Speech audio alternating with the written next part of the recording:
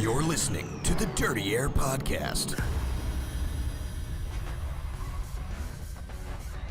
Hello, everybody, and welcome to another episode of the Dirty Air Podcast here on NASCAR.com. It's a lovely day in Charlotte, North Carolina. We're outside the NASCAR Hall of Fame in the NASCAR.com studios. Joining me in studio today is Jonathan Merriman and Matthew Dillner. And on the phone, we have Regan Smith. I'm Chuck Bush. Hello, everybody, and welcome to the Dirty Air. We had a lovely weekend down in Atlanta. Weather was nice down there, too. And we saw a lot of things. Today, we're going to touch on a couple of things today. We're going to touch on the caution clock that we saw. There's a little bit of a communication issue with the 20 team. We're also going to talk about the downforce package and what effect it had on the racing. We're going to look at Jimmy Johnson tying the Intimidators record of 76 wins. And then we're going to look ahead to Las Vegas as NASCAR goes west. So starting off, you know what? I want to jump right into it. I want to get to Regan Smith, and let's this caution clock. We saw it come into play for the first time at Atlanta. Regan, what were your initial thoughts on this new factor in the NASCAR Camping World Truck Series? Well, I would say my initial thoughts were it played a big role in what happened in that race. You look at the end of that race, and Crafton, appeared to have it kind of in hand and was in pretty good shape. I think Bell was right up there with him at one point. They were battling it out some, and here comes the caution clock. And next thing you know, Bell gets into the back of Suarez, who wrecks Crafton. So instead of those two guys going out there and battling for the win, one of them's all torn up, and then the next one and Bell gets torn up about 10, 15 laps after that with the right front tire going down, which – I guess he had an issue earlier in the race, but I do think that was a direct result of the damage he suffered from the first wreck. So definitely it added an element of excitement. I don't think either one of the two trucks that we anticipated winning that race ended up winning it. And, how you can say that caution clock didn't play a big factor, I think it was a huge factor in that. Now, with that said, I don't have an opinion of it yet. Let's give it a few more races. Let's see where it goes from here, and let's see how it alters maybe some of these situations. The other comment I want to make about it real quick is that I know we had highlighted, I think over the past 3 years, there wouldn't have been a single caution clock incident. And already in two races, we've had two of them happen. And I think that's because the drivers know the caution's coming and they're racing a little bit differently on those old tires. And when they get to the end of the runs, because of that caution coming. So it's definitely changing the racing, and it's changing some things a little bit. We'll have to see how it evolves here. Yeah, I honestly think the caution clock caused that caution. We all know that. I think the biggest factor, though, wasn't the caution clock. It was Christopher Bell kind of running over, Daniel Suarez there and causing the big wreck, running over his teammate. Obviously, Daniel Suarez wasn't too happy with that. Christopher Bell, it was just a judgment error. But and a big shout out to John Hunter Nemechek and that team getting through his second win. That's big for a team like that. They don't have a primary sponsor on that truck, but it was that Saturday was a big day. It was a doubleheader. A lot of stuff going on. You see Kyle Busch get the first win for JGR and Toyota at Atlanta. And did that necessarily translate over into Sunday with Kyle Busch? Maybe.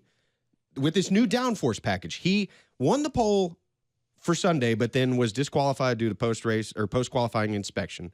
Had to go start at the back and then finishes the day in third.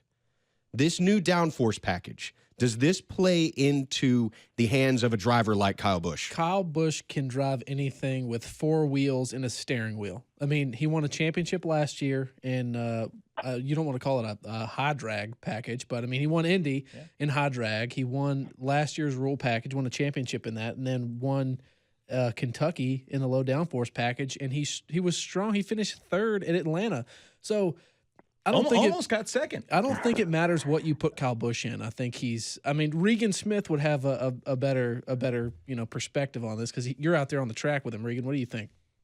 Here's the news flash. We can give Kyle 3 tires, and he's probably going to keep up with us, right? The next step when he gets thrown out of qualifying is going to be penalize him a lap before the race even starts, and he's still probably going to finish in the top 5. The guy's amazing, and he just seems to keep getting better and better. And whatever, the sky's the limit for him, right? At this point, he's got that first championship now. He's still young. I think he's, I don't know his exact age off the top of my head, but 30, somewhere around there, 29, something like that. So still a really young guy and just impressive what he's done. I don't know how you stop him. I think he's obviously gonna be one of those guys this year that's gonna go right down to Homestead, have a shot at another title, and we'll see how it works out. From your perspective, being on the track, what was this new downforce package like? From my perspective, it was a handful. I struggled all day long with it. I felt like my car was pretty good in practice, and it didn't really translate over to the race. But what I'll say about it is that the first thing that came to mind was, okay, we've got a softer tire at Atlanta. That softer tire was because of the downforce package. Now, Atlanta wears tires. That's nothing new. We've taken old packages there before and had tires wear out and fall off 2 seconds.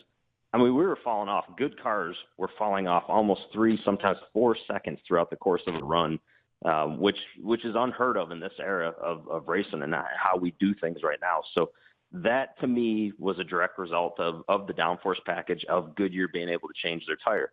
What we're going to see next week at Vegas is going to be different, because Vegas is not a tire racetrack. It's not a tire fall-off racetrack. But with that being said, if Goodyear's able to go there now with a softer tire, we may see a tire fall-off race. We may lose a second to a second and a half, which is going to create passing. It's going to breed side-by-side racing, guys running on the top, guys running on the bottom, which is exactly what we want to see. So Atlanta was typical Atlanta, except it was twice as hard. I think that Vegas is going to look like a completely different race than last year. Hey, what I saw out of Atlanta, guys, was true glory, because it was old school. It was almost like a throwback from the 70s.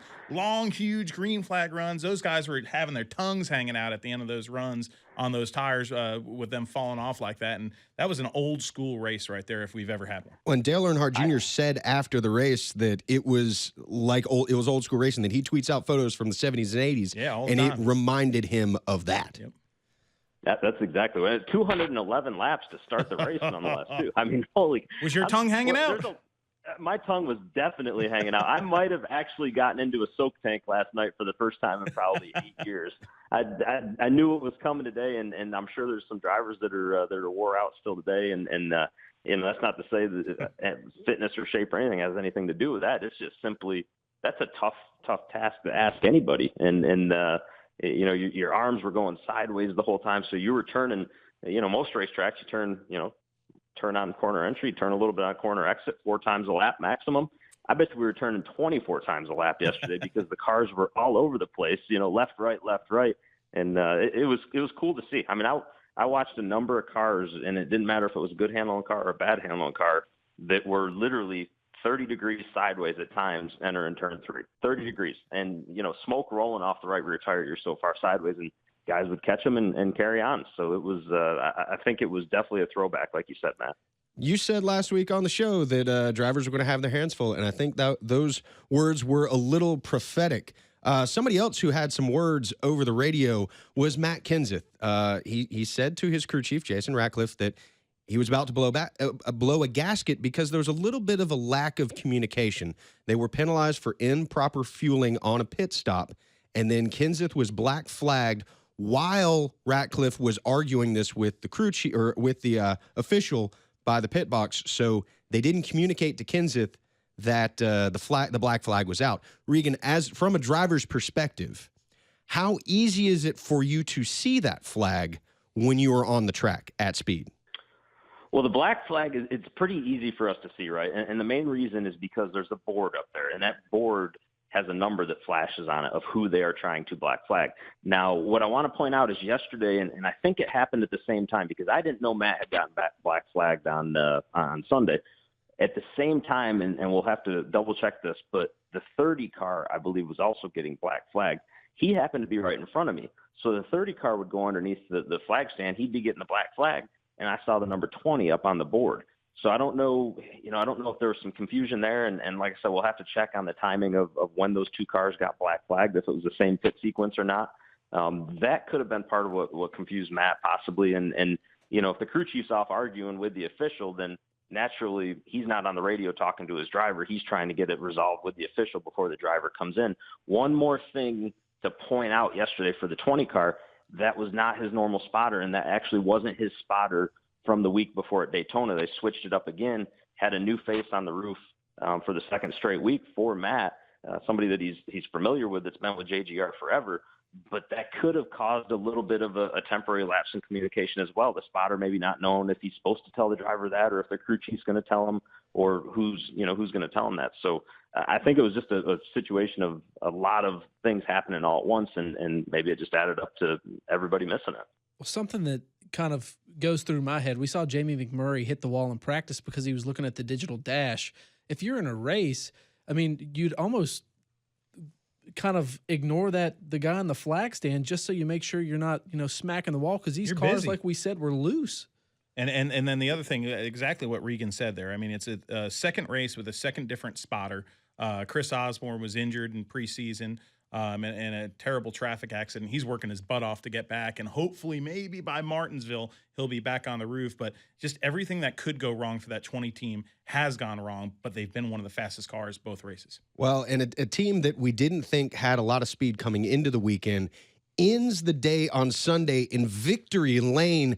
Jimmy Johnson getting that number 76 win, tying him with Dale Earnhardt Sr. for 7th all-time on the wins list in the NASCAR Sprint Cup Series. Jimmy does his victory lap after the race and holds 3 high. To me, that is one of the biggest takeaways from this weekend. I mean, Jimmy Johnson, whether you want it to admit it or not, the guy is, I mean, he's one of the best stock car, race car drivers that, anybody has ever laid eyes on. I mean, he's got 6 titles, and his career is far from over. I mean, He's still in his prime. Yeah, absolutely. And you look at Jimmy Johnson, that whole, they were running good. But the bottom line is, that's that ultimate team effort. And that's what we've seen ever since that he and Canales and that 48 has come to the NASCAR Sprint Cup Series. Yesterday, Chad Canales was equally as responsible for winning that race, short pitting, pulling that one over on the whole field, and that's what got 76 for him. It gives you something else to watch, too. And that's back-to-back wins at Atlanta for Jimmy Johnson, and it is noted that he loves driving a loose race car. Oh, yeah. We talked about it with Kyle Busch. Regan, how does this play? How does this suit Jimmy's driving style? This plays right into Jimmy's hands, and you look at the fact that he won at Atlanta this year. I know it didn't pay off for him last year, but by winning there, they're in the chase. They're going to go into test mode. They're going to try stuff all year long.